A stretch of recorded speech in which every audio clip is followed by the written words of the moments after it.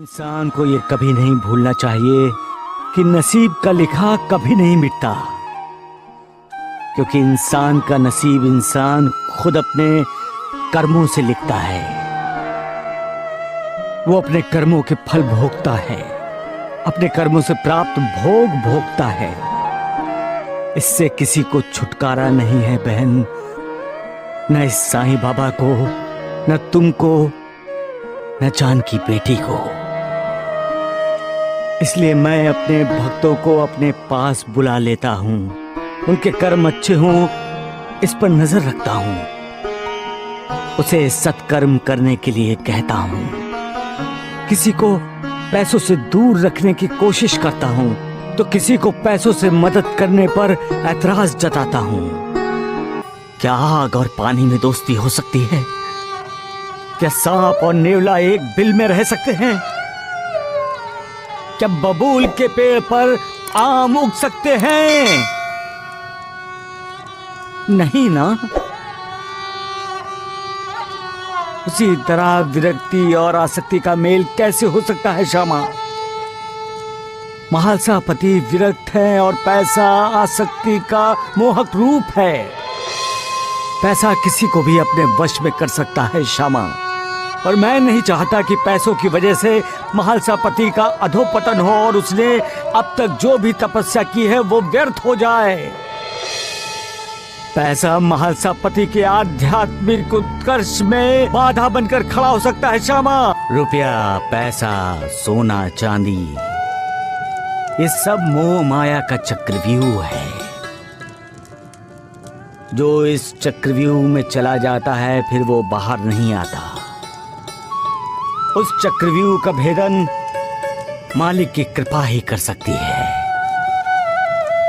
जिस पर मालिक की कृपा नहीं होती वो चक्रव्यूह में ही अटका पड़ा रहता है और मोक्ष मुक्ति के मार्ग से दूर चला जाता है।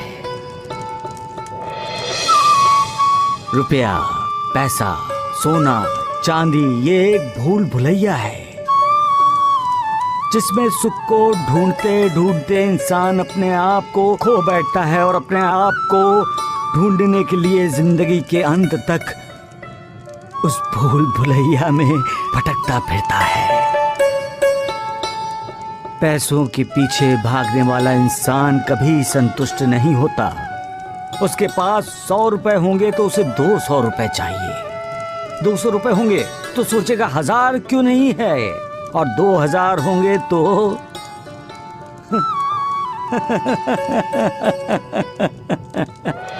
मालिक, लालच सच में बहुत बुरी बला है। पैसों से अपनी तिजोरी भरने वाला इंसान ये भूल जाता है कि उसकी जरूरत कितनी है। क्या है जरूरत? 100 रुपए की है तो भी वो 1000 के पीछे भागता है। वो ये क्यों नहीं सोचता कि पैसा इंसान का उद्धार नहीं कर सकता?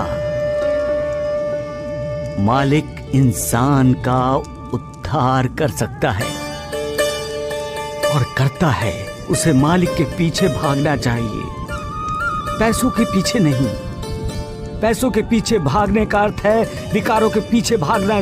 जो विकारों को दूर रखता है निर्विकार के करीब आता है, मतलब है इंसान का उद्धार होना।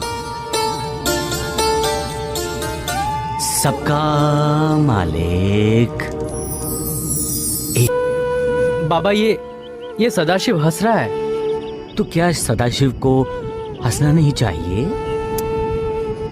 बाबा मेरे कहने का मतलब है कि कुछ ही दिनों पहले तो इसकी माँ की मृत्यु हुई है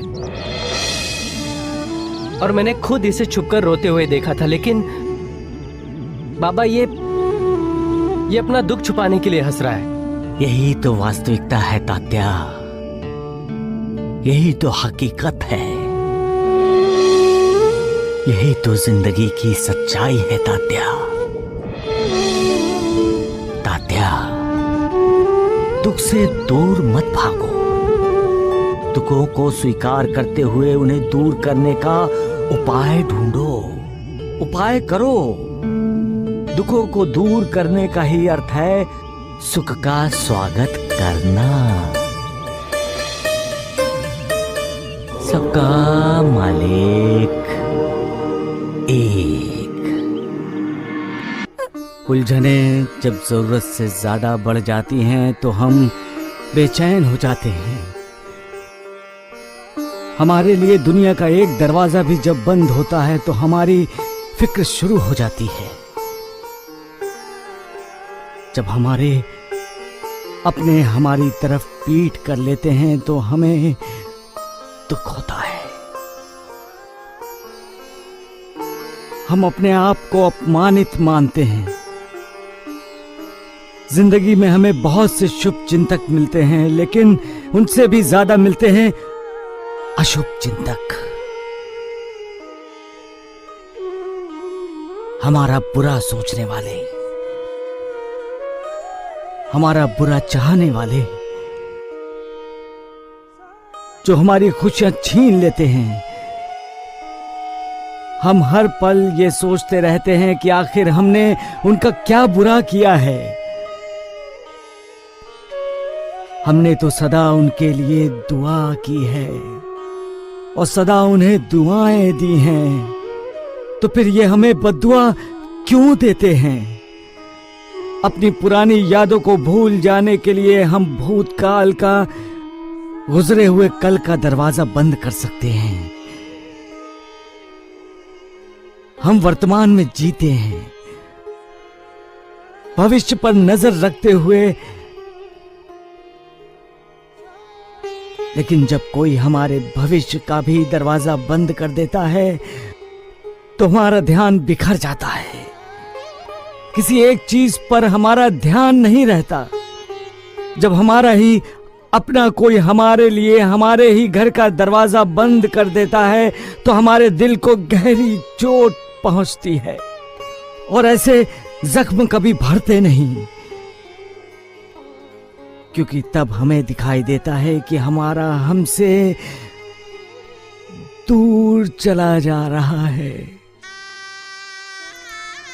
हमारे रिश्ते हमारा साथ छोड़ रहे हैं, हमारे नाते टूट रहे हैं, हमारे अपने हमारे लिए पराए हो रहे हैं। जिंदगी में जो सपने हमने देखे थे वो कांच की तरह गिरकर टूटकर बिखर रहे हैं। जब ऐसा होता है तो इंसान भी टूटता है।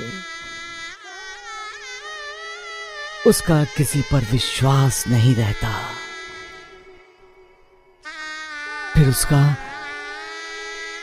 रिश्ता बनता है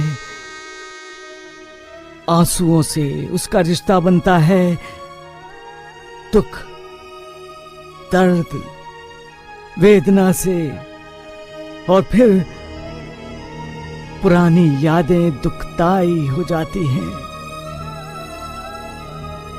शत्रु बन जाती हैं और जीना मुश्किल हो जाता है। ऐसे समय में इंसान को मालिक से रिश्ता बनाना चाहिए। आंसुओं से सारे रिश्ते तोड़ लेने चाहिए, क्योंकि आंसू इंसान को कमजोर बनाते हैं। मालिक पर विश्वास करो, उस पर श्रद्धा करो, आस्था रखो, सब्र करो, कल्याण होगा। जिस घर में स्त्री का अपमान होता है, जिस घर में स्त्री की पूजा नहीं होती, उस घर में वो स्त्री नहीं रहती जिसका नाम है लक्ष्मी।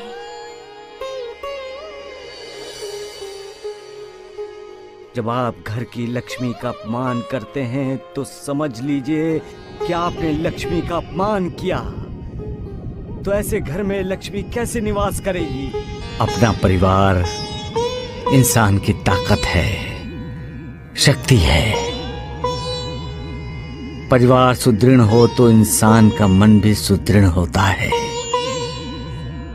परिवार सुदृढ़ हो तो इंसान का स्वास्थ्य भी ठीक रहता है। सुदृढ़ और हंसता खेलता परिवार इंसान को मानसिक शांति और समाधान देता है। जिस परिवार के सदस्य एक दूसरे का आदर करते हैं, एक दूसरे से ईर्ष्या नहीं करते, उस परिवार से मालिक को भी प्यार हो जाता है, लगाव हो जाता है। मालिक भी ऐसे परिवार का सदस्य बनने की इच्छा रखता है। मालिक भी ऐसे परिवार में निवास करना चाहता है। ऐसे घर में मालिक का आशीर्वाद होता है। ऐसे परिवार में बरकत ही बरकत होती है। सबका मालिक एक। इंसान प्राणवायु से ज्यादा उम्मीद पर जीता है, बल्कि उम्मीद इंसान को जिंदा रखती है। उम्मीद, नाउम्मीदगी, आशा, निराशा। इंसान जब निराश होता है तब यही आस आंसू बन जाती है। यही आस तेज होती है तो प्यास बनती है। ऐसी प्यास जो कभी बुझती नहीं। ऐसी प्यास का दूसरा नाम है महत्वाकांक्षा, जिससे कभी कभी इंसान का अधोपतन हो जाता है।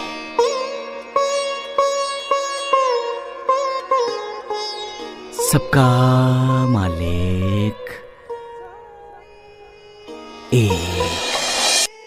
जो झूठ का हाथ पकड़कर जिंदगी की राह पर चलते हैं, उन्हें ठोकर लगती ही लगती है। अपने मार्ग से भटकते ही भटकते हैं। उन्नति के दिशा में जाना हो तो अधोपतन की दिशा में चल पड़ते हैं।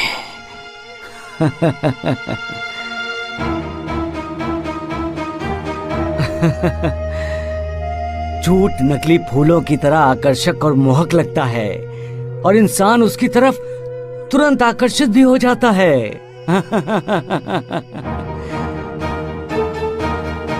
लेकिन जो ज्ञानी होते हैं उस सच का हाथ पकड़कर ही अपनी जिंदगी की राह पर चलते हैं,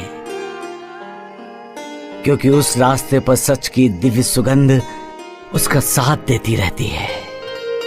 दूसरों की खुशी में अपनी खुशी ढूंढना, दूसरों के गम लेकर उन्हें सुख देना,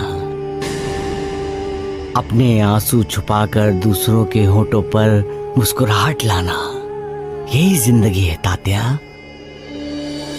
हर इंसान ये सब सीख जाता है जब उसका अपना परिवार होता है। सुख दुख का आदान प्रदान इंसान को शादी ही सिखाती है। इंसान को हमेशा अपने आप पर संयम रखना चाहिए। अचानक किसी निर्णय पर नहीं पहुंचना चाहिए। जल्दबाजी में न कोई फैसला लेना चाहिए, न कोई राय बनानी चाहिए। पहले सामने वाले को समझना चाहिए, परखना चाहिए। घटने वाली घटनाओं में अर्थ ढूंढना चाहिए। ऐसा क्यों हो रहा है, कम से कम ये जानने की कोशिश करनी चाहिए। कभी कभी जो हम देखते हैं वो सच नहीं होता, और कभी कभी जो हम सुनते हैं वो भी सच नहीं होता। हम जो देखते हैं सुनते हैं उसे सच इसलिए मान लेते हैं क्योंकि उस बारे में हमारा ज्ञान अधूरा होता है। विवेक विश्वास का एक रूप है। जहां विवेक है वहां विश्वास है, और जहां विश्वास है वहां विवेक है। विवेक और विश्वास ही इंसान को सब्र का पाठ पढ़ाते हैं। जो सब्र करना जानता है वो कभी निराशा का साथ नहीं देता।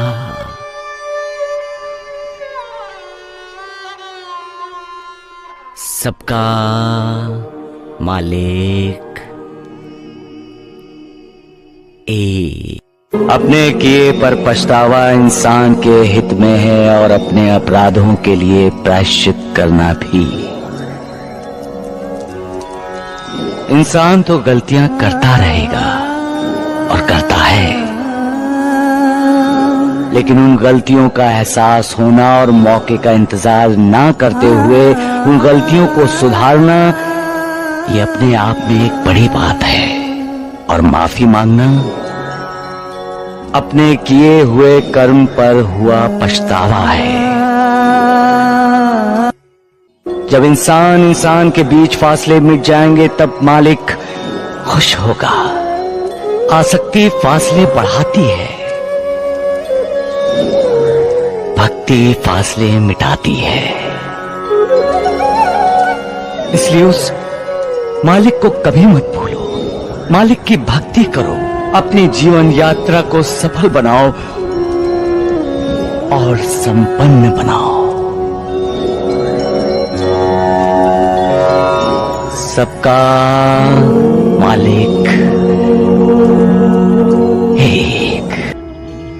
पहली कोशिश में सफलता पाने का भाग्य हर किसी के भाग्य में नहीं होता। कभी किसी को 2 बार कोशिश करनी पड़ती है, कभी किसी को 3 बार और कभी किसी को बार बार कोशिश करनी पड़ती है। इसके लिए निराश नहीं होना चाहिए। नाकामी का मुंह देखना पड़ रहा है, इसलिए धैर्य का साथ छोड़कर जल्दबाजी नहीं करनी चाहिए। इंसान को हमेशा एक बात याद रखनी चाहिए, कोशिश करने वाले की कभी हार नहीं होती। जो कोशिश करता है वो अपनी हार को एक न एक दिन जीत में बदल देता है।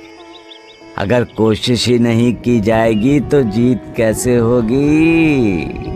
करता हूँ, संकेत करता हूँ और सावधान करता हूँ। कौन से रास्ते में कांटे फैले हैं और कौन से रास्ते में फूलों की बरसात, ये भी मैं बताता हूँ। भक्तों को सतर्क करना, भक्तों का मार्गदर्शन करना, ये उनका गुरु होने के नाते मेरा कर्तव्य है। रास्ते में यदि कहीं गड्ढा हो तो भक्तों को उसकी सूचना देना एक गुरु का उत्तरदायित्व है। पैसा इंसान की बुद्धि की हत्या करता है, फिर इंसान को उसका हर अपना पराया लगता है। और पैसा इंसान का सबसे करीबी रिश्तेदार। पैसा ही इंसान के अधोपतन की नींव डालता है और पैसे के कारण ही जिस मालिक के साथ इंसान को कृतज्ञ होना चाहिए उसके साथ कृतज्ञ हो जाता है।